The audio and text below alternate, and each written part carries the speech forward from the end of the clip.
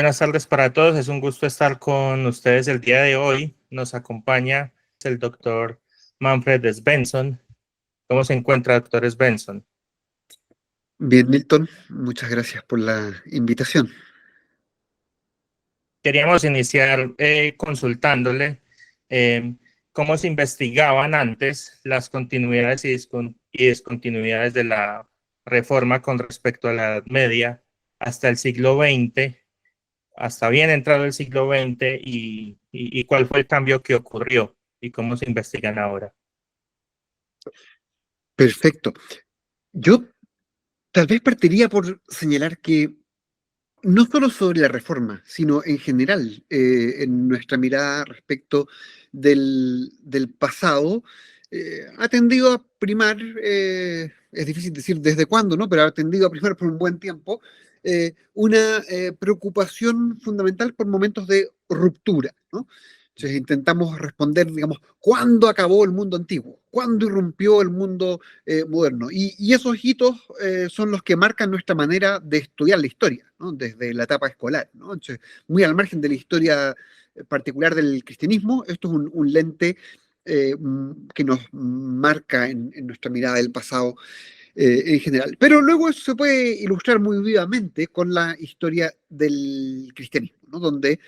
Donde ha habido una tendencia a fijar la mirada de modo primordial en quiebres y, por supuesto, luego en recuperaciones de aquello que había sido perdido por el quiebre, ¿no? Entonces, típica imagen protestante del pasado ha sido una imagen en la que se acentúa en sobremanera el quiebre post-agustiniano, ¿no?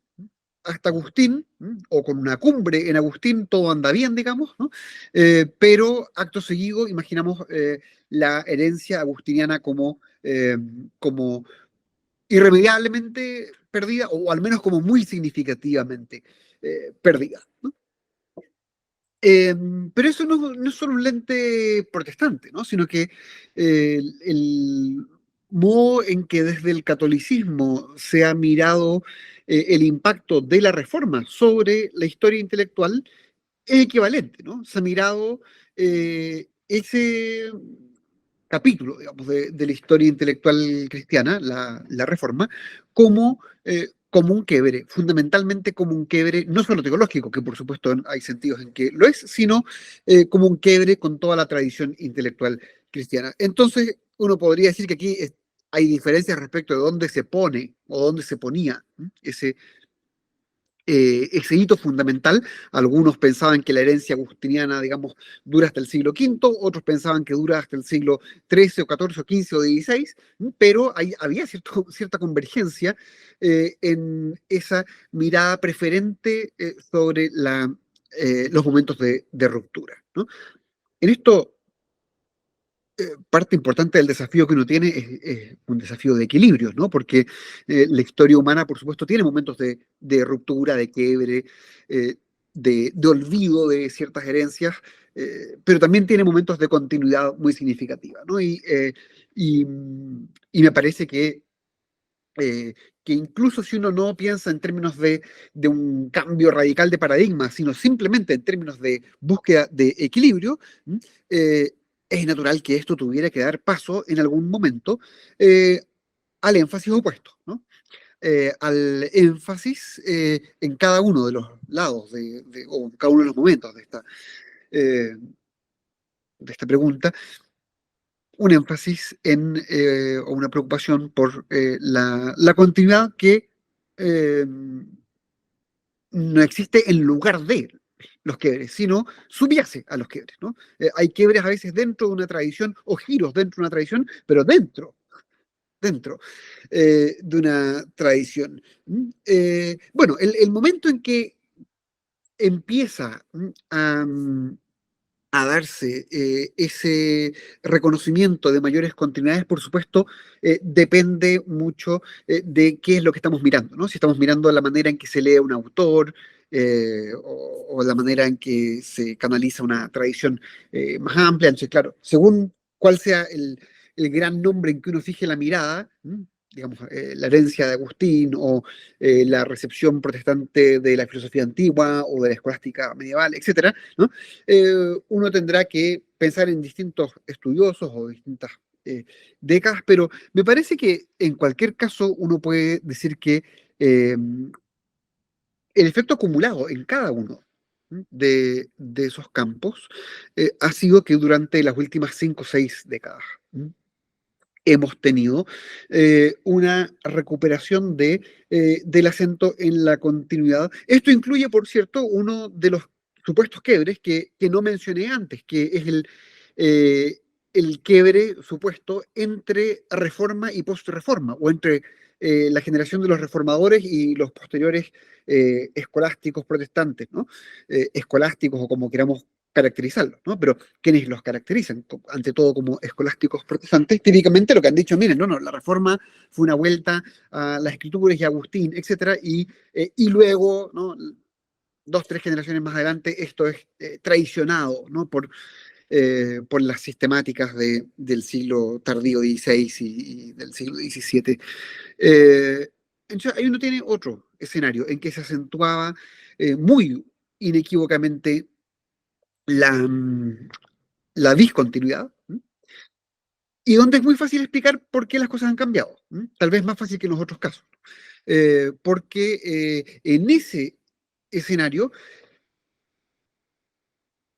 esta mirada del pasado se cruzaba de modo muy manifiesto con una completa ignorancia de las fuentes sobre las que se estaba pasando juicio, ¿no? Entonces, claro, la gente que emitía juicios radicales sobre el quiebre en el mundo antiguo, en el paso del medioevo a la reforma, alguna noción tenía de la materia sobre la cual estaba juzgando de modo grueso, ¿no? Pero en este otro caso no. Creo que es más claro que ahí el sencillo hecho de acceder a las fuentes y empezar a estudiarlas de modo serio ha obligado a modificar el juicio, ¿no? A modificarlo y a reconocer que esos protestantes ortodoxos del siglo XVI y XVII están en muy profunda continuidad con los reformadores. Claro, y eso tiene un efecto sobre cada uno de los otros momentos también, ¿no? Porque si eso es así, bueno, entonces, mm, ¿cómo leer la relación de los reformadores con los escolásticos medievales? Probablemente también de una manera más matizada. Y así, ¿no? Y eso, por supuesto, eh, extiéndase a cada discusión sobre la recepción de autores individualmente considerados, ¿no? Esto es una exposición muy, muy sumaria, pero creo que refleja lo que ha pasado en varios campos, de modo que hoy podemos afirmar que eh, hay una conciencia mayor, no es que sea la tesis necesariamente predominante, pero hay una conciencia mayor extendida entre más estudiosos de que las continuidades en cada uno de estos supuestos quiebres son mucho más grandes de lo que solíamos reconocer. Doctor Manfred, una de las cosas que a nosotros nos ha resultado sumamente interesante y irónico, tal vez, es que estos análisis que abordan la traducción, el comentario, la recepción de las obras aristotélicas, por ejemplo, no son esfuerzos realizados exclusivamente por autores cristianos o autores protestantes. Es decir, esto que estamos conversando o próximos a conversar es algo que está ampliamente presente y también podría decirse sin discusión o casi sin discusión en la historiografía renacentista también, que como usted también ha señalado, son aproximaciones no confesionales a ese tópico. Claro, Lo, claro. lo que me llama la atención es, y espero como darme a comprender, que esta negación de la reforma protestante como parte y manteniendo una continuidad en tanto ella recibe, preserva y contribuye con una tradición intelectual o filosófica que le precede, es también una negación en un sentido de la historia de la filosofía y de la historia de la tradición aristotélica, de la historia del Renacimiento inclusive. Y es bastante preocupante puesto que eso deja entrever mucho sobre la pobreza de nuestras metodologías actuales a la hora de hacer historia en general y de interpretar la tradición reformada en particular. Y ahí es donde parte de su trabajo ha sido precisamente investigar esas continuidades y esas discontinuidades, y nos gustaría como ser como más específicos, preguntándole o que nos pueda señalar dónde encaja su trabajo específicamente en estos hallazgos y en este podría decirse descubrimiento tal vez de las continuidades que hay de la Reforma con toda esa tradición intelectual que le precede. Perfecto, sí. Primero coincido con la afirmación inicial que hacías, ¿no? Porque esto es materia de preocupación más allá de las respectivas historias confesionales. Bueno, eh, por distintas razones, ¿no? Primero, porque la gente tiene curiosidad intelectual y eso es muy bueno. Y entonces investiga la historia de estas eh, figuras de la recepción de sus obras y muchas veces hay mayor conciencia en campos como la historiografía del Renacimiento, de ciertas continuidades intelectuales, que la que hay entre quienes por afinidad confesional debieran estar conscientes de la trayectoria de sus propias tradiciones, ¿no? Para mí esto fue muy llamativo, que por ejemplo, al presentar artículos a científicos a evaluación en algunas revistas, eh, recibir como comentario de críticos anónimos, pero que obviamente pertenecían al campo de la investigación en historia del Renacimiento, eh, recibir como comentario que, bueno, muy bien lo que usted escribe, pero está diciendo algo obvio. Por supuesto que esta tradición siguió viva. ¿Por qué seguir transmitiendo una lección que todos hemos aprendido, ¿no? Eh, y luego, en paralelo a eso, revisiones críticas que se declaran completamente sorprendidas por estos hallazgos. Entonces, claro, uno ve que, por supuesto, no es que todos los campos de investigación estén en un mismo nivel de conciencia respecto de dónde está nuestro conocimiento, respecto de, digamos, por ejemplo, el estudio de Aristóteles en el siglo XVI o de la ética de Aristóteles en el siglo XVI, sino que a veces hay preguntas que planteadas en un ámbito de investigación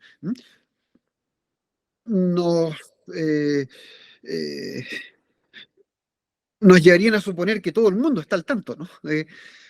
Eh, de cómo fueron las cosas, mientras que la misma pregunta planteada en otro horizonte, en el contexto de los historiadores de la Reforma, por ejemplo, no, nos puede arrojar un resultado muy distinto, ¿no? Y luego, al margen de la curiosidad intelectual, que por supuesto es un motor significativo detrás de lo que hacen todos los que están en este campo, estas preguntas son no solo preguntas respecto de la relación entre distintas tradiciones confesionales, sino que también son preguntas que de algún modo se cruzan con la pregunta por la genealogía de la modernidad, ¿no? Sí, claro, todo el mundo que anda inquieto por el sentido del mundo moderno y la medida en que nuestras preguntas pueden encontrar respuesta o no en la modernidad temprana o en tal tipo de interpretación de la modernidad o en la modernidad entendida con tal grado de continuidad con el mundo presente, pero todo el mundo que toca este tipo de inquietudes, de algún modo, está obligado a tratar también la cuestión del lugar de la reforma, ¿no? En esa genealogía de la modernidad, ¿no? Eh, y, y muchas veces ha sido un modo cómodo de abordar esa pregunta, asignarle, digamos, un lugar sencillo de inicio, ¿no? No, nunca como el factor único de inicio, pero como un elemento catalizador significativo, y quienes la miran así, bueno, naturalmente tenderán a acentuar las discontinuidades a las que ya me he referido. Para tocar el segundo aspecto de tu pregunta, entonces, ¿por qué no verlo así eh, eh, o, o cómo describiría una mejor periodización de la tradición intelectual cristiana, quien se ha convencido de que ese acento en la discontinuidad está descaminado, ¿no? Yo creo que una manera bastante persuasiva es la siguiente. Hay una tradición intelectual cristiana. ¿Desde cuándo? Bueno, desde que hay cristianos pensando sobre cuestiones fundamentales, ¿no? Entonces uno puede decir, bueno, desde el comienzo, evidentemente. La tradición intelectual cristiana no arranca con las universidades, ¿no? Evidentemente existe, digamos, según cuán estrictos queramos ser, desde el siglo I, segundo o tercero, pero es una tradición que arranca muy temprano con el cristianismo. ¿Existe una tradición intelectual cristiana en continuidad con eso hoy? Sí, bueno, evidentemente, ¿no? O sea, basta plantear la pregunta para saber que la respuesta es afirmativa si es que uno está mínimamente al tanto del tipo de trabajo intelectual que hacen los cristianos hoy en continuidad con sus predecesores. Ok, entonces tenemos una gran tradición extendiéndose en conjunto con el cristianismo a secas, digamos, ¿no? Bueno, pero dentro de eso hay un periodo de relevancia especial. ¿Por qué? Porque hay un periodo dentro de esa larga historia en el que el cristianismo es la principal fuerza creativa de la vida intelectual de Occidente, ¿no? Y eso no es el siglo segundo, ¿no? Eso tampoco es el siglo cuarto. Ahí el cristianismo está desempeñando un papel fundamental de preservación, ¿no? Eh, Algunas cosas más, no solo preservación, pero uno puede describirlo fundamentalmente así, ¿no? Está salvando del mundo antiguo que en algún sentido decae o se desvanece, como queramos describirlo, pero está preservando para los siglos siguientes algo que luego va a ser elaborado muy significativamente, ¿no? Bueno, ¿cuál es ese periodo dentro de la gran tradición intelectual cristiana en que el cristianismo es la principal fuerza creativa de la vida intelectual? El siglo XII al siglo XVII, ¿no? Creo que, en fin, son afirmaciones en algún sentido muy gruesas, pero creo que son afirmaciones que se sostienen bastante bien cuando uno entra a examinar el detalle. ¿Qué es lo que hay del siglo XII al XVII? Bueno, por lo pronto, vida institucional que sostiene la vida intelectual cristiana. Es decir, surgen las universidades en Occidente y dentro de ellas se cultiva esa tradición que antecede a las universidades, por supuesto, pero se empieza a cultivar de un modo más sistemático. Y en fin, naturalmente a esto hay que ir sumando elementos, como el hecho de que dentro de ese contexto institucional, a su vez empieza a haber una recuperación en distintas oleadas, ¿no? De la herencia intelectual pagana, ¿no? Entonces, por ejemplo, uno puede pensar en la recuperación de Aristóteles en el siglo XIII y en los siglos siguientes, ¿no? Pero primer gran impacto siglo XIII. Y uno puede pensar luego en las sucesivas olas de recuperación de sabiduría antigua en el contexto del Renacimiento. Bueno, el Renacimiento en parte es un movimiento que irrumpe fuera de las universidades, pero uno podría decir, bueno, que ahí las universidades eh, son capaces de integrar ese riquísimo movimiento que en una medida significativa surgió como alternativa a ellas. Bueno, en este mismo contexto, gran contexto, es que tiene lugar la Reforma Protestante, ¿no? Entonces, es un hito significativo del que uno puede subrayar tanto lo que tiene de ruptura como lo que tiene de continuidad con el periodo precedente. Sí, evidentemente, ¿no? Pero yo diría, ante todo, ganamos claridad para describir su lugar en la historia intelectual si decimos que es un capítulo dentro de esta unidad cultural intelectual, digamos, que se extiende del siglo II al XVII, dentro de la cual hay todo tipo de variaciones, ¿no? Y hay un mundo renacentista, y hay un mundo barroco, y todos los cambios que se quiera, o toda la variedad de escuelas que se quiera, pero una unidad muy significativa y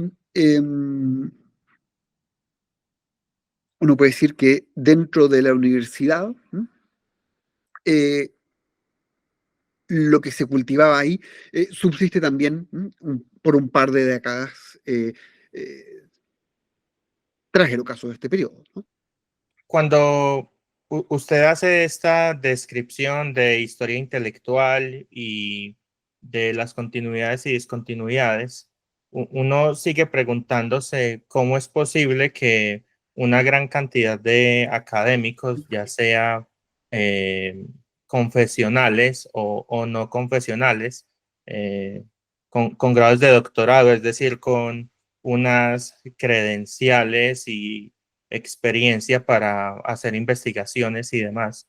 ¿Cómo es posible que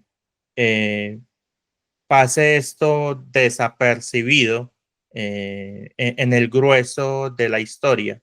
Por ejemplo, para nosotros en Hispanoamérica es bastante común en los círculos en los que han empezado a aparecer el redescubrimiento de las doctrinas de la Reforma y cosas por el estilo. Es muy potente todavía esta narrativa de que durante 1000 años el evangelio fue oscurecido y que Lutero lo rescató y asesinó a Aristóteles, y que no hay ninguna continuidad con Tomás de Aquino y cosas por el estilo. ¿Cómo es posible que a nosotros nos llegue toda esa narrativa casi que directa y sin ningún tipo de matiz u oposición? Que has usado la palabra correcta que lo explica todo, ¿no? Que es narrativa. Eh, porque, porque es un relato relativamente sencillo, ¿m? Que luego no encaja mucho con los hechos, pero mientras que uno no conozca los hechos, el, el relato es fácil de transmitir, ¿no? Y ocurre digámoslo así, ¿no? Los académicos son tan adictos a relatos como el resto de la humanidad, ¿no? No todos, ¿no? Por supuesto hay momentos en que alguien se rinde ante los hechos, ¿no? Pero creo que efectivamente, ¿no? Lo que uno tiene es un tipo de relato o narrativa muy extendido. Tendrá versiones más sofisticadas y versiones más gruesas, ¿no? Pero, eh, pero, mm, pero las más sofisticadas siguen siendo relatos que muchas veces, eh, en fin, muestran una familiaridad escasísima con los hechos. Yo acabo de ordenar mi biblioteca aquí, entonces probablemente no voy a lograr encontrar, sí, voy a encontrar alguna muestra de esto, pero ya, Siegfried Wolgast, La filosofía en Alemania de 1550 a 1650, ¿no? Un señor que ha publicado un volumen enorme sobre esto. Uno se imaginaría que, eh, que sabe de lo que está hablando, porque además trata no la irrupción de la filosofía a fines del siglo XVII, sino que la filosofía en el periodo inmediatamente de la post-reforma, 1550 a 1650. Y resulta que cuando Wolgast se refiere al aristotelismo protestante, eh, dice, bueno, esto es gente que ni siquiera leía Aristóteles, sino que tenían algún comentador de segunda o tercera categoría al cual todos estaban repitiendo, todos estaban siguiendo manuales, no hay estudio de fuentes. Bueno, es que aquí no hace falta ni siquiera leer las fuentes para descubrir que está equivocado. Basta identificar en un catálogo que esas fuentes existen, ¿no? Si es que estaba la gente reeditando la ética constantemente, publicando nuevos comentarios a ella, nuevas introducciones, etcétera, etcétera, bueno, esta descripción del fenómeno se cae de golpe, ¿no? Eh, y, y efectivamente es sorprendente, ¿no? Una vez que uno se introduce en un campo de investigación como este, la frecuencia con que uno va a enfrentar este fenómeno, ¿no? Figuras más o menos consolidadas en el mundo académico que con, digamos, esa soltura, esa seguridad, hacen afirmaciones de este calibre sobre lo que transcurría en las universidades de Europa durante un siglo, y uno dice, bueno, para verificar esto lo que hay que hacer es ir a mirar el catálogo de cursos, qué fuentes se editaba en los lugares donde había universidades, etcétera, ¿no? Y uno rápidamente va descubriendo la vitalidad, ¿no? De esto que uno dice, bueno, ¿cómo puede pasar bajo el radar? Bueno, es que depende de qué tipo de radar está usando uno, ¿no? Y, y claro, aquí ha ocurrido algo que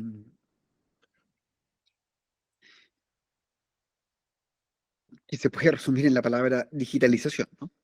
Entonces, claro, lo que haya dicho el señor Siegfried Wolgast en Alemania, bueno, no es falta ir a Alemania para someterlo a prueba, sino que basta con empezar a revisar fuentes digitalizadas que están disponibles hoy en una proporción descomunal para, bueno, formarse una impresión, ¿no? Por supuesto, luego habrá que leerlas para formarse una impresión acabada, pero a veces el solo ejercicio de catalogar obras nos dice, bueno, aquí la historia se está contando muy mal.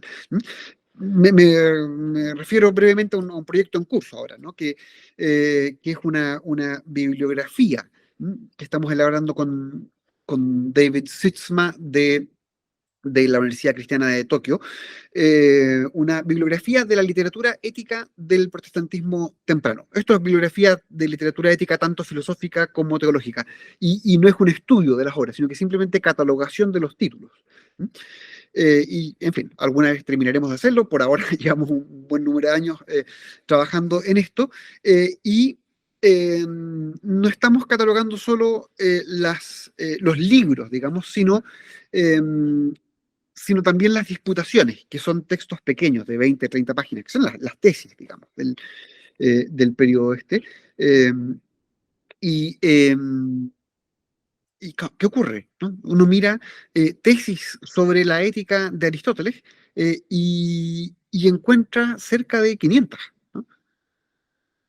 Entonces, claro, esto hay que sumarlo sobre los 50 y tantos comentarios a la ética elaborados y filológicamente eh, muy informados que he discutido en más detalle en otro lugar, pero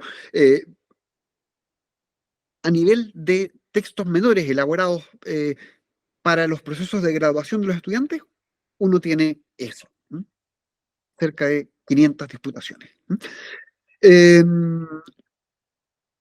Eso es un texto, ¿no? La ética de Aristóteles.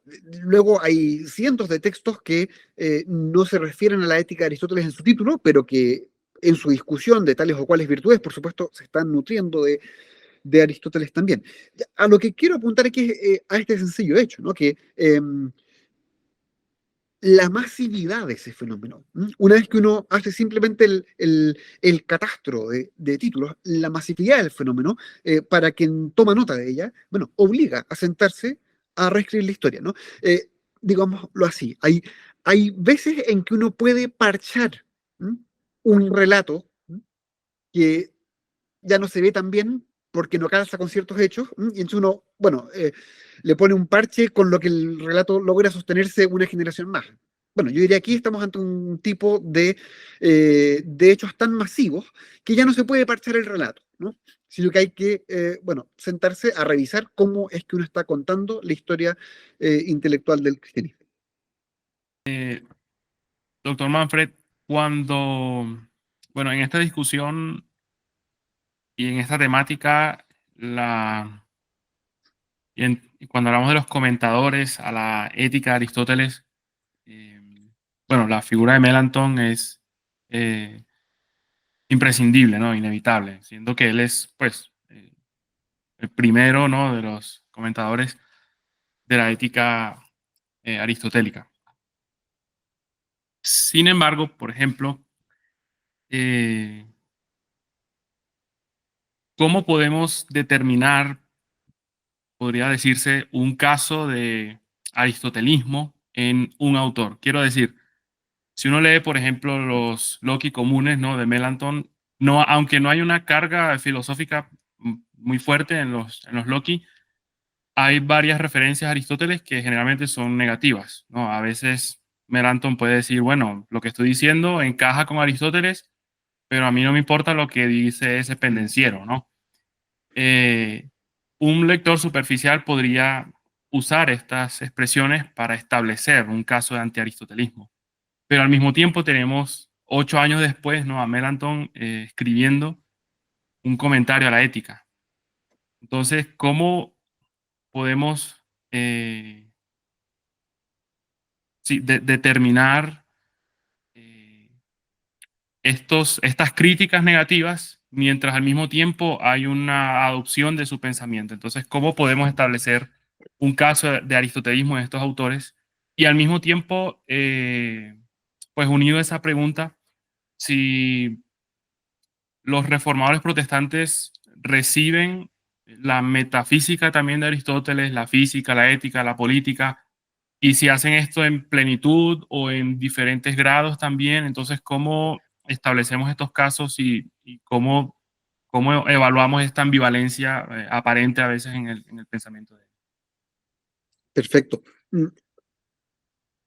Hay en todo el Renacimiento una diferencia entre las declaraciones programáticas de los autores y lo que luego efectivamente hacen, ¿no? Entonces, claro, uno puede encontrar entre reformadores y no reformadores, digamos, declaraciones altisonantes respecto de cómo ahora dejaremos lo que se estaba haciendo hasta aquí en las universidades, vamos a dejar Aristóteles, vamos a dejar la escolástica, vamos a dejar todo. Y luego al año siguiente se sientan a escribir digamos, un texto que ya no es declaración de un programa, sino ejecución de un programa, y bueno, uno empieza a encontrarse esa herencia que parecía repudiada, ¿no? Entonces, bueno, uno puede decir que aquí hay en parte una estrategia retórica, y hay que estar atento a ella para no creerle siempre a los autores lo que dicen que son. Luego, hay que atender al hecho de que tampoco cuando se vuelcan a la ejecución de un programa que efectivamente está impregnado de la tradición intelectual previa, ellos describirían eso como el haberse vuelto aristotélicos, o el estar actuando como aristotélicos, ¿no? O sea, aquí hay que ser muy cauteloso con las etiquetas, ¿no? Porque nosotros usamos etiquetas para bien o para mal, para, digamos, identificando más o menos bien a quién se la ponemos o no, ¿no? Pero incluso en los casos en que las usamos adecuadamente, ¿no?, como cuando decimos que aquí el aristotelismo siguió vivo, digamos, ¿no?, incluso en esos casos estamos hablando de un modo que ellos no hablaban, ¿no? O sea, yo no he encontrado a un solo comentarista aristotélico, ¿no?, entre los protestantes, pero creo que tampoco entre los medievales, que se describa a sí mismo, ¿no?, así, ¿no?, como un aristotélico, ¿no? Ellos son cristianos, que están haciendo qué? Bueno, están apropiándose de lo que les sirva para explicar del mejor modo posible el mundo. Eso significa a veces apropiarse de lo que hacen los filósofos, ¿no?, que es el término genérico que usan para quienes, para los paganos, no para pensadores cristianos. Esto es así ya en la Edad Media, ¿no? Es decir, cuando un escolástico medieval se refiere a los padres de la iglesia, habla de nostri, los nuestros. Los nuestros dicen tal cosa. Si está hablando así, se refiere a los padres, ¿no? En cambio, philosophy decían tal cosa, ¿no? Philosophy es un término que nunca usan para describirse a sí mismos. Y sin embargo, sí usan filosofía para describir la actividad en la que están involucrados, ¿no? Sí, claro, la filosofía es algo que nos hemos apropiado, digamos, íntegramente. Los filósofos que portan eso como, digamos, título honorífico, son otros. Nosotros no hacemos eso, ¿no? Y bueno, por lo mismo, mucho menos nos vamos a colgar el título de una escuela filosófica, ¿no?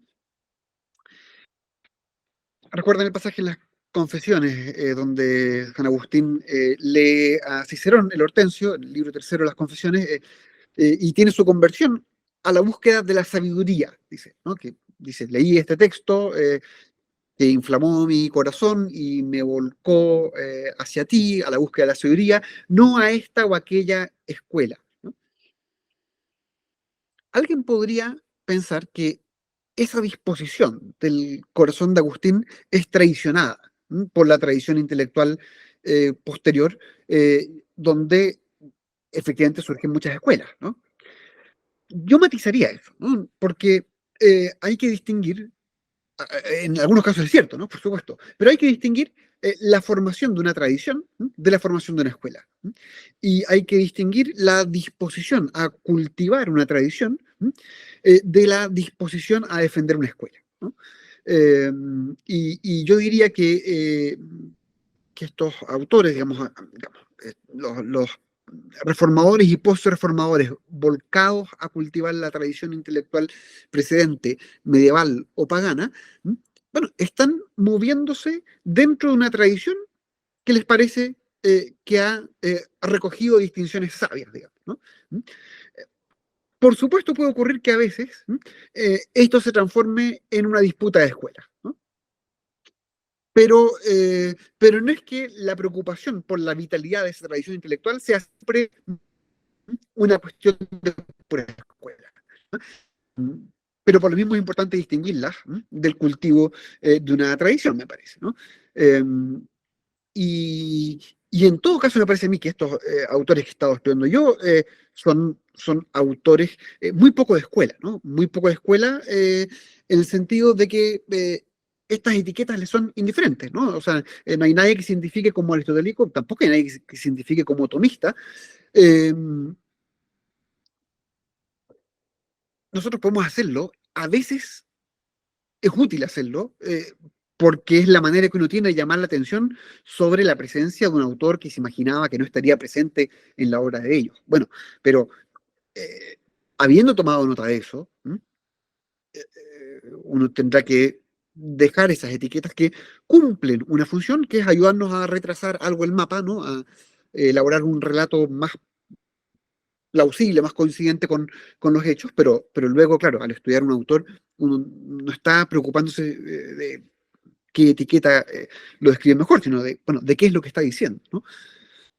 Perdón, me preguntaste también sobre la metafísica y la recepción de las distintas obras, qué tan pareja es.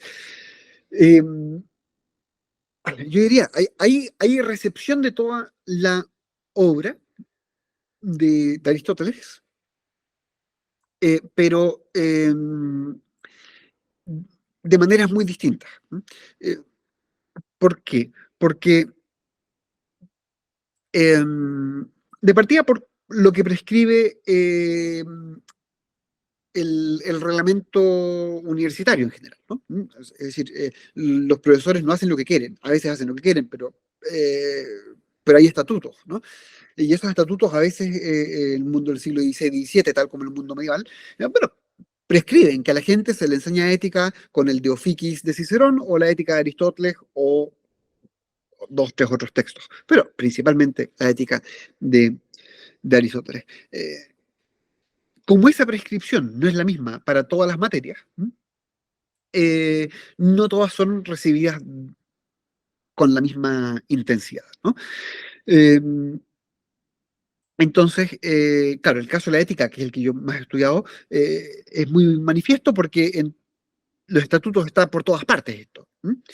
Eh, y por lo mismo uno tiene esa cantidad de comentarios, esa cantidad de disputaciones. La política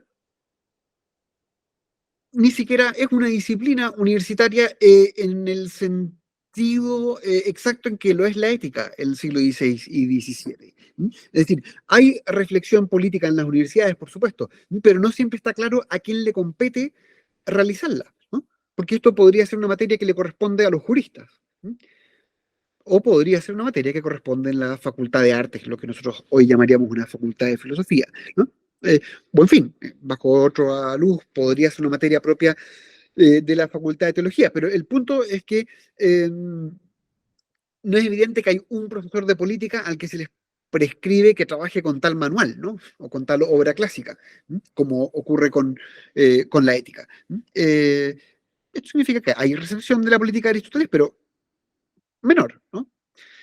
Menor, además, porque la política está más atada al contexto de origen, al contexto ateniense, digamos, en el caso de Aristóteles, que la ética. Esto no es solo visible en el siglo XVI, también entre nosotros, ¿no? ¿Cuánta gente lee hoy la ética de Aristóteles versus la cantidad de gente que lee su política? Bueno, evidentemente mucha más, ¿no? Y necesitamos que nos expliquen mucho mejor en qué sentido la política de Aristóteles tiene algún mensaje relevante para hoy. En cambio, que dentro de la ética, esto tiene su dificultad también, pero una vez dentro de ella uno entiende, digamos, qué importancia tienen las categorías de virtud o de sabiduría práctica que él desarrolla, y a uno no le parece que eso esté atado, digamos, al mundo ateniense del modo en que lo está la discusión aristotélica de los regímenes, ¿no? En la política. ¿Qué ocurre con contextos como la metafísica? A ver, aquí hay que distinguir entre la recepción de libros y la recepción de materias, ¿no? Porque puede que un libro de Aristóteles no sea comentado, pero que los problemas del libro de algún modo sí sean recibidos, ¿no? Entonces, cuando uno puede decir que la metafísica recién vuelve en el ocaso del siglo XVI, y que ahí uno encuentra algunos comentarios a la metafísica, disputaciones metafísicas originales, etcétera, etcétera. Sí, pero eso no significa que en las décadas anteriores no haya metafísica en el contexto de la reflexión teológica, ¿no? O a veces incluso metafísica implícita, ¿no? Pero en fin, hay que distinguir esto. Entonces, hay por supuesto una recepción, o hay una recepción, por ejemplo, de toda la concepción aristotélica de la causalidad. Eh, claro, pero no es porque necesariamente se esté comentando los textos aristotélicos donde eso está desarrollado, sino porque han aprendido muy bien esas categorías, y por tanto no tienen que estar remitiendo al texto de Aristóteles para usarla, sino que el mismo Lutero, ¿no? Puede en sus disputaciones de homine decir, bueno, ahora vamos a definir al hombre según las 4 causas clásicas, y explicarlo en términos que podrían ser descritos como afines a los de un Aristóteles. Eh, Ahora, vueltas sobre la metafísica hay a fines del siglo XVII, ¿no? Pero es una cantidad de comentarios menor, desde luego, la que hay. Y en ese sentido uno sí puede decir que aunque hay una tradición intelectual continua, compartida por católicos y protestantes, hay áreas que por supuesto son tratadas de un modo mucho más intenso en una de las tradiciones que en otra, ¿no? Creo que es más o menos manifiesto. Y por lo mismo, cuando los protestantes comienzan a trabajar más intensamente la metafísica, su dependencia de contemporáneos católicos es más fuerte, ¿no? Entonces, por ejemplo, sobre todo la dependencia respecto de Suárez. No ocurre eso para nada a la hora de tratar la ética. Pueden aparecer autores católicos citados en medio de un comentario protestante a la ética, pero como aparece cualquier otro autor citado, ¿no? Ni siquiera hay explicación a veces de si este es un autor protestante o católico al que estoy citando. Simplemente explicó bien este pasaje, lo cito porque me ayuda a comprenderlo, pero no es una relación de dependencia, ¿no? Uno podría tal vez decir que en alguna medida al menos, ¿no? Eso sí ocurre con la metafísica. Bien, en todo caso, claro, son volúmenes de texto descomunales, ¿no? Porque aquí hay muchos géneros literarios involucrados. Entonces, una cosa son los comentarios a las obras de un pensador antiguo. Eso es una proporción grande, pero relativamente acotada. Entonces uno puede decir, voy a estudiar todos los comentarios protestantes a la política, y lograrlo, ¿no? Si uno dice quiero ver la presencia de la política de Aristóteles en todo el protestantismo, no, ¿cómo hace eso? Para eso tienes que leer toda la literatura protestante del periodo. No hay un modo razonable de acotar esa empresa. Porque luego en las obras sistemáticas, éticas o teológicas o lo que fuere, bueno, por supuesto la tradición antigua y medieval también está presente. Bueno, y luego está todo el fenómeno de las disputaciones al que también aludí. Entonces, claro, si uno quiere estudiar cualquiera de estas preguntas, ¿no? La presencia de tal autor o tal problema filosófico, teológico, clásico en la Reforma y posreforma, bueno, hay que acotar en múltiples sentidos. O bien en términos de autores del siglo XVI y XVII que uno quiere estudiar, o bien en términos de género literario al cual limitarse. En fin, y por supuesto esto lo que sugiere es que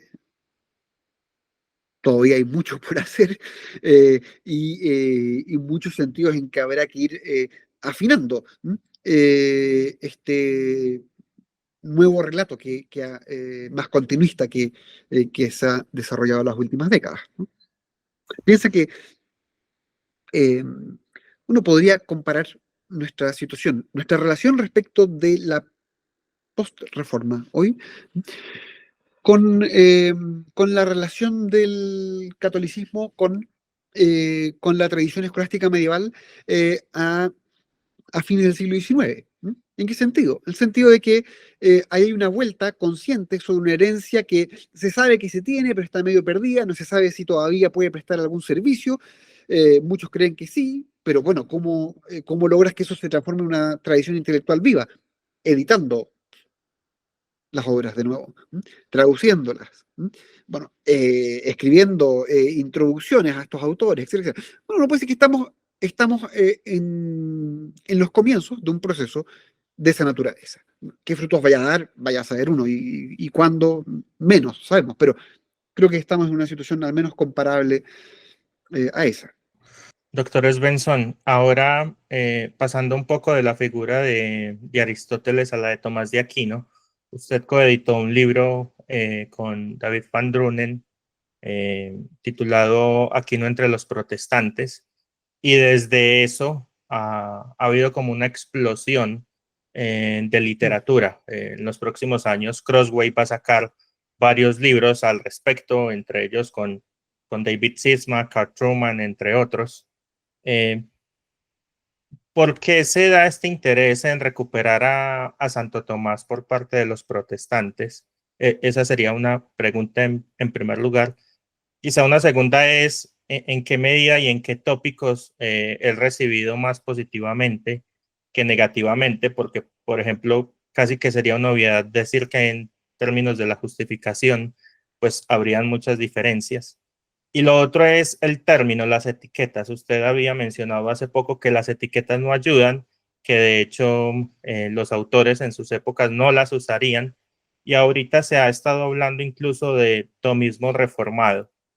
Yo recuerdo que Richard Müller apuntó una vez, y creo que usted se suscribía a esa tesis, de que en vista de que la reforma fue una obra de pares y de una red, adjudicarle una etiqueta de calvinistas o algo por el estilo sería un completo error. Ellos se veían a sí mismos como cristianos o como católicos reformados, como usted dice también en el libro de Reforma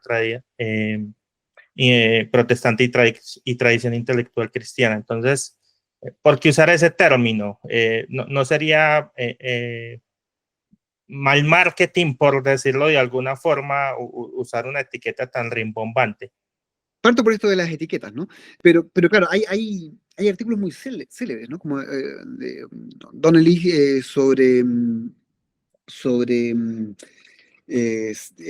Jerónimo Sanchi, que es el artículo que de algún modo volvió a Sanchi un objeto de estudio. Sanchi es formador de tercera generación, muy buen conocedor de Tomás de Aquino, y en fin, un autor virtualmente olvidado, y Donnelly deja caer como el foco sobre él en un artículo titulado Calvinist Thomism. ¿Sí? Claro, la etiqueta ahí tiene una función tal vez positiva, ¿no? Que es que como esto suena paradójico, bueno, la gente va a leer el artículo. Eh, y, y en alguna medida uno puede decir que logró el renacimiento, digamos, del estudio en torno a este autor. Pero bueno, ese es el límite, ¿no? Las etiquetas no hay que despreciarlas por completo, porque sirven para situarnos en un mapa. ¿Mm? No solo en la historia eh, que estamos discutiendo ahora, ¿no? Uno puede decir, bueno, si me preguntan si, en fin, no sé, si soy conservador o X, lo que fuere, ¿no? La alternativa, si soy conservador, liberal, progresista, lo que fuere, bueno, va a servir la etiqueta para iniciar la conversación al menos. Va a servir para ponerme en el mapa la respuesta. Luego, si la conversación es medianamente fructífera, el interlocutor captará que tras eso había algo tal vez distinto de lo que él imaginaba cuando usaba esa etiqueta, ¿no? Eh, y, y aquí vale lo mismo, ¿no? Esas etiquetas, como la de tomista reformado o la que fuere, bueno, sirven para ponerla, primero para atraer atención sobre algo que no calza en nuestra narrativa usual y a lo que tenemos que prestar atención, por tanto. Segundo, bueno, sirve para poner a alguien dentro de un mapa, ¿no? Bueno, pero luego uno tiene que leer los textos, ¿no? Y al leer los textos, uno tiene que procurar explicar lo que piensan los autores con el menor uso posible de ese tipo de etiqueta, porque lo que uno quiere es comprender, ¿no? Y un paso de la comprensión es situar las cosas en el mapa, ¿no? Bueno, si después de eso uno sigue usando etiquetas, hasta ahí sí sirve para la comprensión. Si después de eso uno sigue usándolas, bueno, ya no ayudan eh, para la comprensión. Entonces, claro, hay un grupo de Facebook, ¿no? Titulado Reform Thomism, muy bueno, ¿no? De verdad muy bueno, y recursos muy útiles son compartidos ahí. ¿Y para qué sirve la etiqueta? Bueno, para que la gente que está navegando en ese espacio donde va a encontrar muchas cosas menos interesantes que esta, bueno, lo encuentre, ¿no? Bueno, una vez encontrado, no hay un catálogo de 20 puntos con los que se deba cumplir para que tenga sentido estar ahí, ¿no? Sino que hay un conjunto de preocupaciones y de aprecio por ciertos autores que le dan algún relativo sentido a la etiqueta, pero no más que eso. Pero bueno, vamos al problema de fondo, que es por qué existe este interés protestante por Tomás de Aquino y qué es lo que han encontrado quienes lo han cultivado ese interés. Yo diría, bueno, primero lo que había antes no era interés, sino que era una preconcepción muy fuerte, ¿no? De Tomás de Aquino eh, como una condensación del pensamiento católico y por tanto como síntesis de lo que los protestantes no pensamos, ¿no? Entonces servía como figura de contraste, ¿no? Y esto en algunos casos sigue siendo así, pero décadas atrás era más fuerte aún. Ahora, lo interesante es que no siempre fue así, ¿no? Eh, y, y parece haber empezado a volverse más fuertemente así a fines del siglo XIX, en el periodo al que aludí antes. Es decir, en la medida eh, en que Tomás de Aquino se vuelve, digamos, más oficialmente eh, el pensador católico por antonomasia, el protestantismo tiende eh, a concluir que él debe tener otros pensadores que sean sus pensadores por antonomasia, digamos, sea Kant, Kierkegaard o quien fuere, digamos, ¿no? Pero en alguna medida esto es reacción a la encíclica Aeterni Patris, ¿no? no es que antes todos los protestantes fueran tomistas, pero la fijación eh, con él como representante de una contraparte, en ese sentido es reciente, ¿no? Y contrasta, ¿no? Contrasta con una relación mucho más variada con Tomás en el protestantismo temprano, variada en parte porque no existe la imagen de, o no es tan fuerte al menos, la imagen de Tomás de Aquino como un autor semipelagiano. Porque aquí, claro, parte muy crucial, ¿no? de cómo se ordenan eh, las lealtades, digamos, es, eh, es en base a esta pregunta, ¿no? Lo cual nos vuelve a recordar, digamos, lo que notaba en a propósito de la primera pregunta que me hicieron, ¿no? Bueno, esto por supuesto también tiene que ver con cómo uno mira las continuidades y discontinuidades anteriores en la historia del pensamiento, ¿no? Si uno piensa que la herencia agustiniana, bueno, se perdió, fue debilitada, al menos en las doctrinas de la gracia, de un modo importante en la historia medieval posterior, bueno, uno va a tender a hacer el vínculo con Agustín saltándose a Tomás y a sus contemporáneos. Pero claro, si uno no tiene esa imagen, sino que ve en Tomás a un representante de la tradición agustiniana, bueno, eh, cae, digamos, una primera barrera en la relación con él. Y, y por lo mismo pasa a importar mucho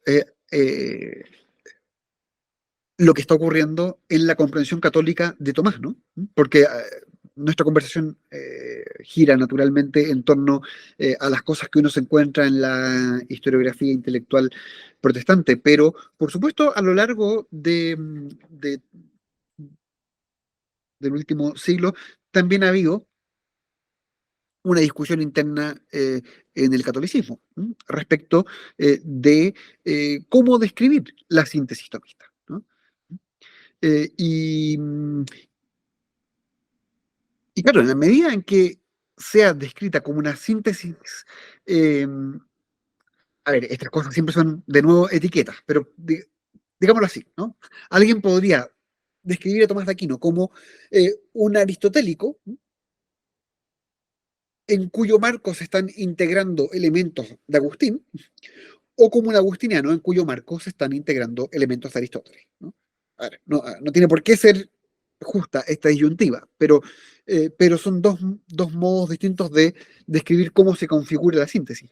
Por supuesto, si es que tiende, o en la medida en que tienda a predominar esta segunda comprensión, la de agustiniano, que ha visto eh, eh, la pertinencia de innumerables elementos del pensamiento de Aristóteles, eh, bueno, va a estar mejor preservado el elemento agustiniano, en la descripción gruesa al menos, y entonces baja la barrera respecto de Tomás. Bueno, el punto es que en el siglo XVI eh,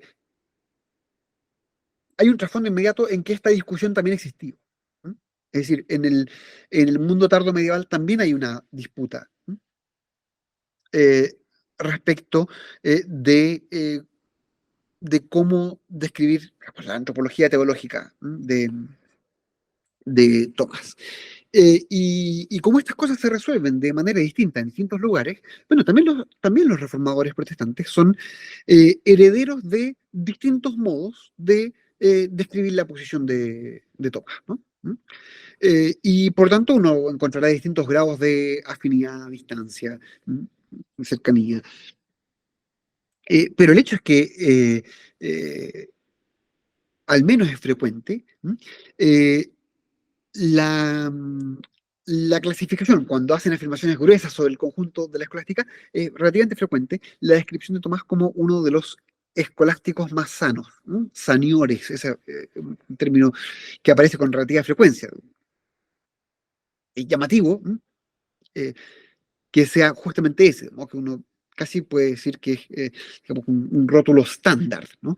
De todo el elenco posible, digamos, de adjetivos con los que uno puede manifestar aprecio, que varios autores digan, este es de los escolásticos más sanos, indica algo así como una descripción común, en que incluso ahí donde hay un juicio negativo respecto de buena parte de la herencia medieval, sin embargo, Tomás es distinguido, ¿no? Ahora, eh, ocurre, ocurre también lo siguiente, ¿no? Aquí se cruzan cosas muy interesantes, que en paralelo con el redescubrimiento de la escolástica protestante a lo largo de las últimas décadas, ¿m? Ha habido un renacimiento de la filosofía cristiana también en el ámbito de la filosofía contemporánea. Es decir, por ejemplo, ¿no? La filosofía de la religión en el ámbito analítico. Esto es algo que no existía en los años 50. Hoy día es un campo enorme, ¿no? Rara vez pensamos lo suficiente sobre el hecho de que estas cosas se han desarrollado en paralelo. Y sería interesante, ¿no? Que más gente reflexionara sobre ese hecho. Porque, eh, porque parece que al menos es un impulso subterráneo para la preocupación entre filósofos protestantes por Tomás de Aquino. El hecho de que hoy están dedicados al ejercicio de la filosofía en una proporción en la que 70 años atrás no lo estaban, bueno, naturalmente llevará a cierto interés por una figura filosófica de la magnitud de Tomás de Aquino. Es decir, Tomás de Aquino, eh, ahora estoy fuera del ámbito teológico, de vuelta en el filosófico, pero Tomás de Aquino evidentemente es un modelo, no es el único modelo, pero es un modelo colosal de filósofo cristiano. Bueno, entonces es que ha habido una digamos, reactivación, ¿no? De la filosofía guiada por preocupaciones distintivamente cristianas en el ámbito protestante de las últimas décadas. Bueno, no es raro que haya dentro de ese mundo al menos algunas personas preocupadas por bueno, comprender mejor a Tomás de Aquino. ¿Qué ocurre cuando eso se transforma en una pregunta por el modo en que ya reformadores y posreformadores se acercaban a Tomás? Ocurre lo siguiente, que uno se ve defraudado, ¿no? ¿Por qué? No porque no les interesa Tomás, sino porque les interesan cosas distintas de las que le interesa a uno como persona que estudia filosofía hoy, ¿no? En fin, estoy siendo autobiográfico, ¿no? Es decir, yo me volqué a la pregunta por la temprana recepción protestante de Tomás de Aquino, porque decía, bueno, si hay gente entre los protestantes hoy que se interesa por Tomás, qué interesante sería ver qué uso hacían del filósofos protestantes del siglo XVI y XVII. La respuesta es que muy poco, pero que hacían un tremendo uso de él como teólogo.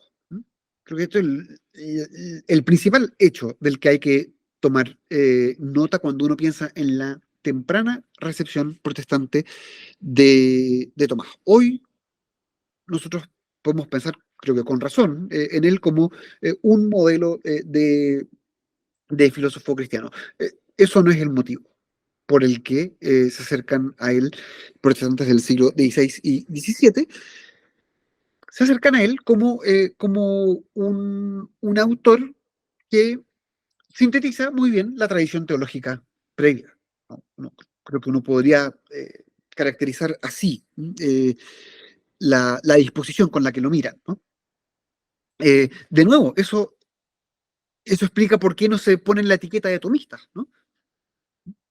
Porque más bien es, bueno, una de las vías a través de las cuales se les está abriendo el acceso a una tradición mucho más grande que solo Tomás de Aquino.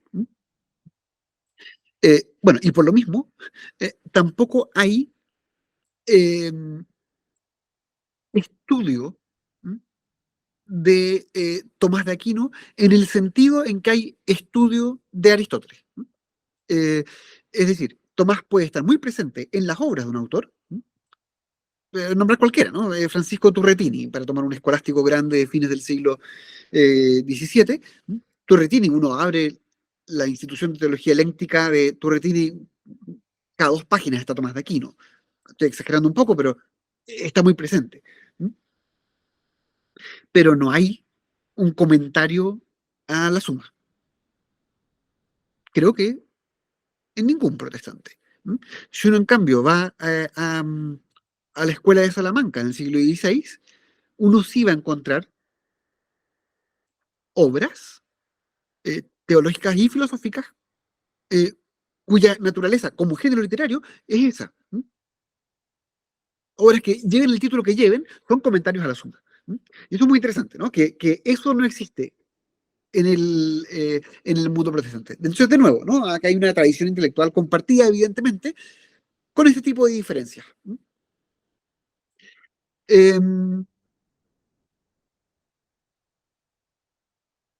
Y cosas así ocurren con los autores, ¿no? Si uno vuelve al mundo medieval, uno puede decir todo el mundo medieval es agustiniano, pero no hay comentarios a la obra de Agustín, del modo en que sí hay comentarios a la obra de Aristóteles.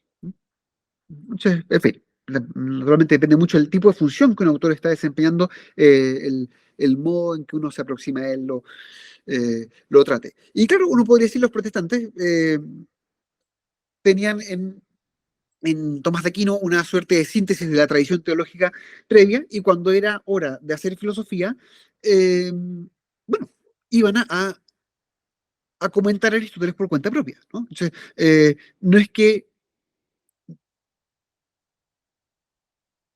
les fuera ajeno del todo.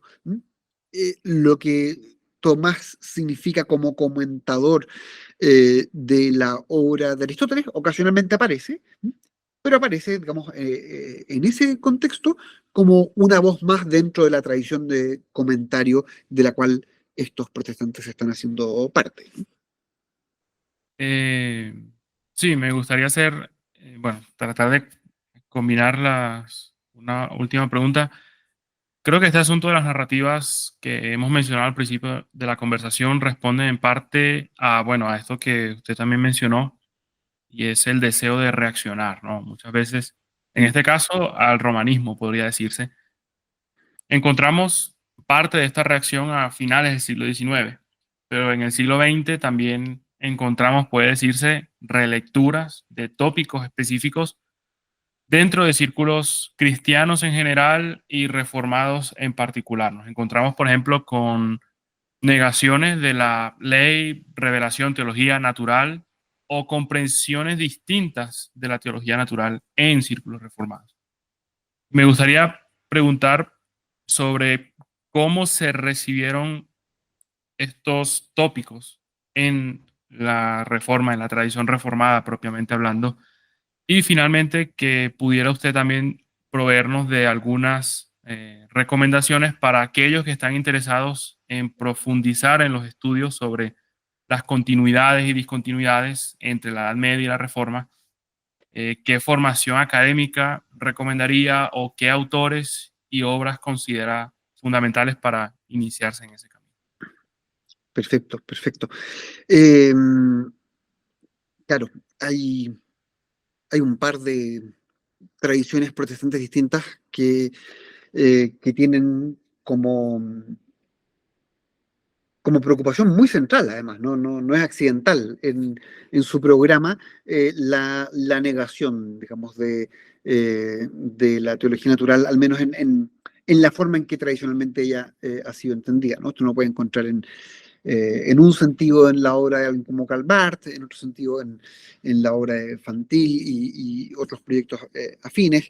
Y es interesante además porque esto significa que es una cuestión relativamente independiente de la ortodoxia de los autores, digamos, ¿no? Esto puede ser una posición digamos, liberal, ortodoxa, neortodoxa, y esto creo que entronca naturalmente con lo que decías, ¿no? Rodney, que como las narrativas muchas veces tienen el carácter de reacción, ¿no? En posiciones que pretenden ser muy tradicionales, ortodoxas, se encuentra en realidad rupturas inconscientes. Tradición propia que se pretende estar reivindicando, ¿no? Eh, y bueno, el hecho es que en todo caso, en esa tradición, en la temprana tradición protestante, eh, estas, estas materias están perfectamente en casa, ¿no? Voy a juntarlo con la respuesta, con la pregunta que seguía, ¿no? O anticipar algo respecto de eso, porque una de las grandes obras, eh, evidentemente, es la dogmática reformada de la post-reforma de Richard Müller, en 4 volúmenes que están empezando a salir en castellano. Eh, Esa es la mayor exposición contemporánea de la teología de la post-reforma, excluyendo el ámbito luterano, ¿no? Exclusivamente centrado en el ámbito eh, reformado. Es una obra que ya tiene 4 décadas, pero Müller está trabajando en una nueva edición, no recuerdo si le va a sumar 1 o 2 volúmenes, y el punto es que uno de esos volúmenes va a estar dedicado a la teología natural en este periodo, ¿no? Eh, bueno, no necesito decir más, ¿no? Esta es la principal autoridad en la teología protestante del periodo y ha visto necesario añadirle un volumen porque, bueno, efectivamente, ¿no? La gente se sorprende va a sonar tautológico, pero de cuán naturalmente está integrada la teología natural en el contexto del trabajo teológico de la post-reforma. Aquí pongo el acento en post, ¿no? No en la reforma misma, porque, bueno, por razones bastante explicables. La, eh, la reforma no es, no es fruto de un proyecto teológico que alguien primero diseña, ¿no? Y luego se lanza a ejecutar, ¿no? Sino que es un evento y en el curso del evento, bueno, se va calibrando cómo relacionarse con la herencia previa. Y eso significa que efectivamente, ¿no? En la primera generación uno puede decir que esto está más ausente, pero incluso cuando está ausente, no es rechazado, ¿no? Como muchas veces se tiende a imaginar. Muchas veces está simplemente dado por sentado, ¿no? Que hay un acceso racional del posible del ser humano a Dios, sin que por eso el autor que esté afirmando eso vaya a desarrollar como, las vías por las que esto es posible, ¿no? Piensen en un texto tan fundamental como la institución de la religión cristiana de Juan Calvino, ¿no? Todo un texto eh, que se abre con una discusión respecto de ese conocimiento. Claro, de un modo que no invita a desarrollar propiamente pruebas, ¿no? Porque descansa más bien sobre la idea de que hay un sensus divinitatis, pero claro, ese sensus divinitatis tiene carácter racional, ¿no? Y por tanto, autores en esa misma tradición, bueno, construyen sobre eso en las generaciones siguientes, eh, recogiendo las múltiples maneras en que la tradición cristiana ha intentado hacer visible que ese tipo de acceso racional es posible. Digo esto para subrayar que no se trata simplemente de las 5 vías de Tomás, ¿no? Muchas veces la gente tiene una idea eh, tan restringida de todo el ámbito de preguntas que hay aquí, que cree que es simplemente la presencia o ausencia de eso lo que hay que constatar, ¿no? Y bueno, desde luego no es así, ¿no? Eh, eso es una significativa ilustración de cómo un autor de la tradición intelectual cristiana aborda una de las materias de la teología natural. Ya, pero son muchas materias y son muchos los modos en los que pueden ser abordadas. Yo diría, bueno, evidentemente, si es que es la teología natural aquello por lo cual nos preguntamos, creo que no puede sintetizar así muy escuetamente la respuesta, ¿no? Después habría que ir autor a autor a ver, bueno, cómo abordan las preguntas, cómo se relacionan con la tradición intelectual previa al abordarla, etcétera. Yo me podría detener aquí un poco más en la segunda parte de la pregunta, ¿no? Que es la pregunta por la ley natural. Eh, de nuevo, creo que es interesante notar que estos no son solo preguntas de interés histórico, ¿no? O de curiosidad histórica, sino que son preguntas respecto de la pertinencia de estas categorías en el pensamiento cristiano en general, pero son preguntas por su pertinencia en un contexto en el que parecen ser necesarias por las variadas preguntas que, digamos, éticas y antropológicas que los cristianos enfrentan hoy, ¿no? Entonces, claro, a muchos protestantes les ocurre que ven al mundo católico, digamos, medianamente articulado en términos intelectuales porque tienen una tradición de reflexión sobre la ley natural que ha permitido eso. Y se preguntan, entonces, los protestantes que ven eso, bueno, digamos, perdón por lo ridículo del modo de plantearlo, pero ¿puedo hacer lo mismo?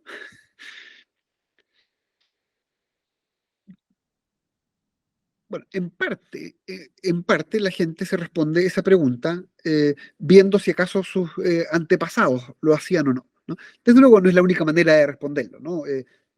Lo hayan hecho los antepasados o no, uno puede preguntarse en términos teológicos y filosóficos por su pertinencia.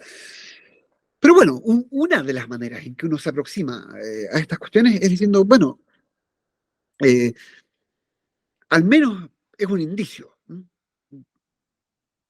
El modo en que los protestantes del siglo XVI y XVII se hayan aproximado a, a esta cuestión. Es un indicio de cómo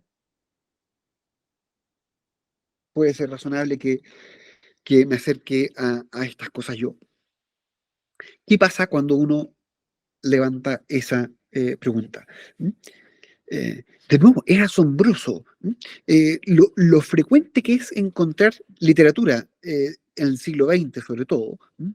Eh, Diría que es casi exclusivamente un tópico del siglo XX, del que aún quedan ecos, ¿no? Pero no existe antes. Pero lo común que fue, y en buena medida sigue siendo, encontrar esta idea de que los reformadores rompieron del todo con esa categoría. En historias de la ética, uno lo encuentra, en fin, en, en las disputas éticas y antropológicas individualmente consideradas. Hoy uno encuentra esto como una tesis más o menos común. De nuevo, ¿no? Bueno, la pregunta es cómo se lleva esto con los hechos, y se lleva muy mal, ¿no? Cómo se lleva con las fuentes, ¿no? Se lleva muy mal con las fuentes, se lleva muy mal con las fuentes desde la primera generación. Es decir, esto es un tópico de discusión en Melanchthon, en Tomás de Aquino, en todo el mundo. Y en la medida en que pasan los años y eh,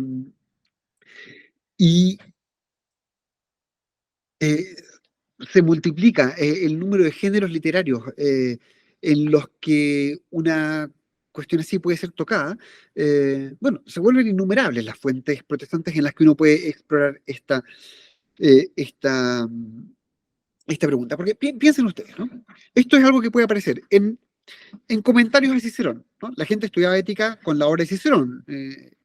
Si uno iba a la universidad en Wittenberg o Heidelberg o donde fuera, digamos, en el siglo XVI, iba a estudiar el de Oficis, donde iba a encontrar, de hecho, harto más sobre ley natural que en la ética de Aristóteles, ¿no? O bien, uno se lo iba a encontrar estudiando teología sistemática. En el Tratado de la Ley se iba a encontrar algo así, ¿no? O bien uno se lo iba a encontrar en comentarios a Romanos 2, ¿no? Y en fin, así puede seguir, ¿no? Hay contextos de exposición bíblica, de exposición filosófica, hay contextos de reflexión sistemática, sea filosófica o teológica, donde esta noción aparece de modo rutinario y no dejada caer así de modo trivial sin examen, ¿no? Sino como algo que es objeto de discusión a veces muy, muy detenida. Es decir, relativamente temprano uno empieza a encontrar también tratados protestantes sobre la ley natural publicados de modo independiente, ¿no? Tratados con este título, ¿no? De lege naturae, ¿no? Eh, y no hay ni siquiera un esbozo de disculpa, ¿no? Perdón, tal vez yo no debería hacer algo como esto, ¿no? Cosa que tampoco hay cuando se cita autores católicos, como noté antes, ¿no? Que, eh, esto es una continuación del trabajo intelectual que naturalmente les compete realizar. ¿No? Y no hay ninguna explicación que dar por estar haciendo esto. ¿No? No hay ninguna sugerencia de que esto esté en tensión, por ejemplo, con una comprensión sustantiva del carácter caído del ser humano, ¿no? Como muchas veces se presume en las caricaturas que se divulga hoy, ¿no? Como si fuese indicio de una visión muy optimista del género humano el creer que puede haber acceso racional a una idea como la de ley natural. Y así sucesivamente, ¿no? Eh, Creo que esto es muy manifiesto y de nuevo, ¿no? Si uno hace el ejercicio de ponerse a catalogar obras, va a notar lo masiva que es la tradición protestante de reflexión sobre la ley natural también desde las primeras generaciones. Y eso lo conecto ahora ya para cerrar con el otro aspecto de la pregunta de Ronnie, ¿no? Hay, hay por lo pronto colecciones donde textos así han empezado a ser traducidos. Esto es el comentario de Melanchthon a Proverbios, que es el último volumen de la serie de fuentes en Derecho, Ética y Economía de la Modernidad Temprana, que publica Christian,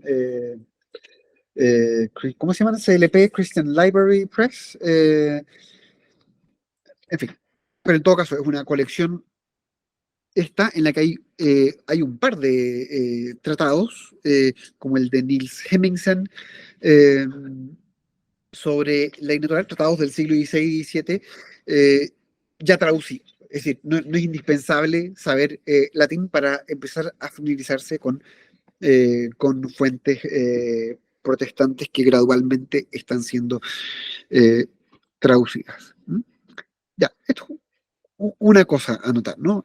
Hay colecciones incipientes, pero colecciones, ¿sí? De textos clásicos del periodo en traducción, ¿sí? Y que incluyen no solo textos teológicos, sino también teológicos, filosóficos o puramente filosóficos como eso. A todo esto, el comentario a Proverbios es una joya en términos de integración de la labor de exposición bíblica con filosofía moral. Eh, las reflexiones de Melanchthon aquí sobre el cruce entre sabiduría práctica y virtud a propósito de distintos pasajes de Proverbios. En fin, un texto muy, muy bien logrado.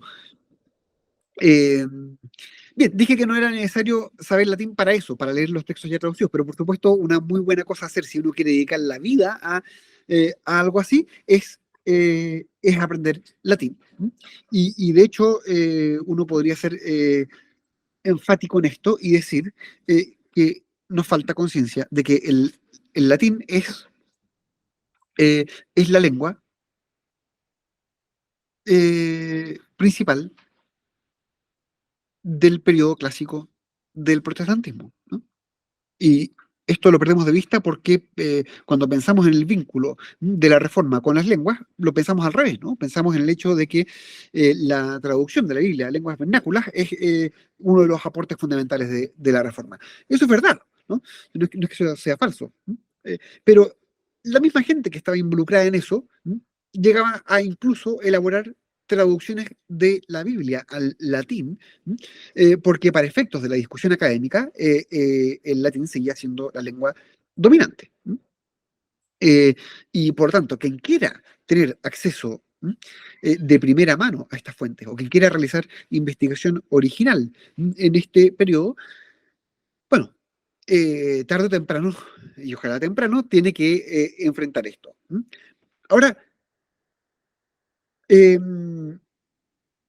así como soy enfático sobre eso, quiero ser enfático en el valor que tiene el trabajo de la difusión, ¿no? Evidentemente, no todo el mundo tiene que hacer esto, ¿no? Hay gente que beberá de lo que otros escriben y divulgará, y no para todas las tareas es indispensable el latín, ¿no? Creo que es muy interesante estudiar lenguas antiguas, pero evidentemente no es la vocación de todo el mundo y no tiene por qué serlo. El punto es que uno sepa qué cosas son indispensables para lo que uno vaya discerniendo como la propia vocación. Y si la propia vocación es la investigación de fuentes, el trabajo original, bueno, entonces por supuesto eso es un elemento fundamental. Tal como es fundamental ser consciente de que el estudio es una cosa seria y lenta, y absorbente, ¿no? Y tal vez terminaría con una invitación a fijar la mirada en autores grandes, ¿no? Creo que tu pregunta, Rodney, iba en parte orientada a textos que nos pueden ayudar a empezar a introducirnos en el periodo, y nombré a Müller. Si miran a quienes han escrito las introducciones a textos en traducción, por supuesto, irán familiarizándose de a poco con la gente que trabaja en este ámbito, pero tampoco es mucha gente, ¿no? Y uno puede familiarizarse bastante rápido con la gente que está dedicada a estudiar esto. El punto es que las energías escasas que uno tiene y el tiempo escaso que uno tiene, lo oriente no de modo exclusivo a la literatura secundaria, sino que esta efectivamente sea secundaria, ¿no? Que sea valiosa en aquello que es su función, que es guiarnos hacia los grandes autores, digamos, Agustín, Boecio, Tomás, y los autores del siglo XVI y XVII que los continúan cultivando. Y yo cerraría, digamos, volviendo sobre el espíritu de cultivo de la tradición y no de la escuela, ¿no? Porque hay un riesgo, ¿no? De fascinarse con cualquiera de estos autores o cualquiera de estos mundos, y por un espíritu de escuela, fascinado con eso, ser también incapaz de integrar eso en los deberes intelectuales contemporáneos que uno tiene, ¿no? Y yo creo que todos los tenemos, ¿no? Por supuesto, eso es compatible con que algunas personas tengan que realizar un trabajo primordialmente histórico, pero creo que incluso quienes realizan eso tienen que tener, digamos, al menos un ojo puesto en cómo esto, bueno, uno logra hacerlo dialogar con el mundo contemporáneo, y por tanto ese mundo hay que conocerlo en su vida intelectual también, ¿no? Y bueno, creo que eso sería todo por mi parte, así que Muchas gracias por su tiempo. eso pues. Bueno, entonces Nilton, Rodney, ahí estaremos en contacto alguna vez de nuevo. Por ahora, muy agradecido.